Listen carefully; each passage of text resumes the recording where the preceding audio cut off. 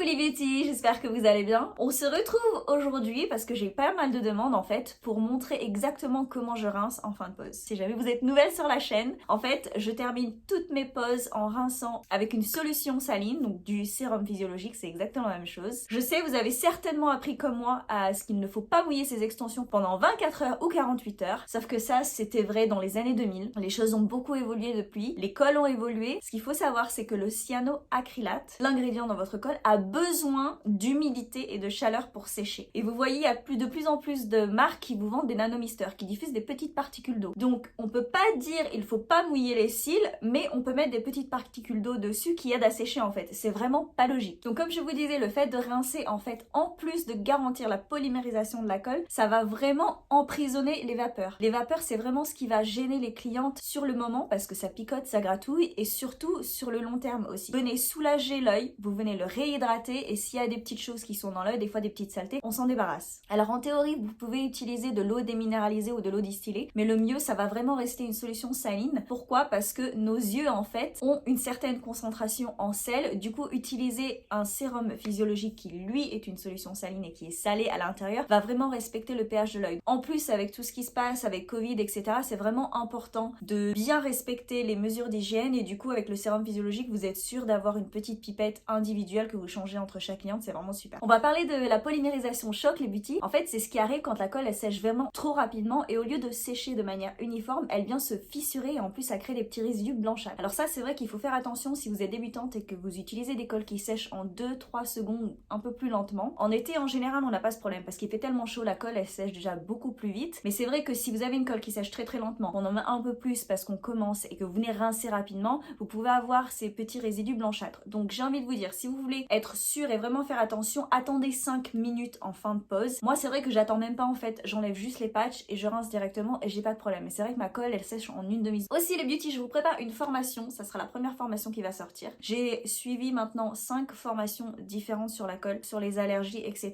Donc je sais que c'est un petit peu dur de faire confiance et de tenter. C'est testé, approuvé, plein de fois, ça fait 1 an et demi que je fais ça, j'ai jamais eu de soucis, au contraire, c'est beaucoup mieux. On se laisse avec la démo, à très bientôt. Je viens de terminer les cils de Belle Maman, les beauty, j'ai enlevé les patchs et je m'apprête à rincer.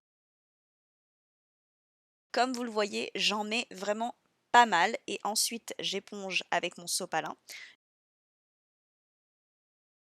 Je viens ensuite faire l'autre œil et le but c'est vraiment d'imbiber au maximum la racine des cils là où il y a la colle et vraiment que ça enveloppe les vapeurs. Une fois que j'ai bien tamponné l'œil, ensuite je viens sécher avec ma petite soufflette et je viens brosser le tout.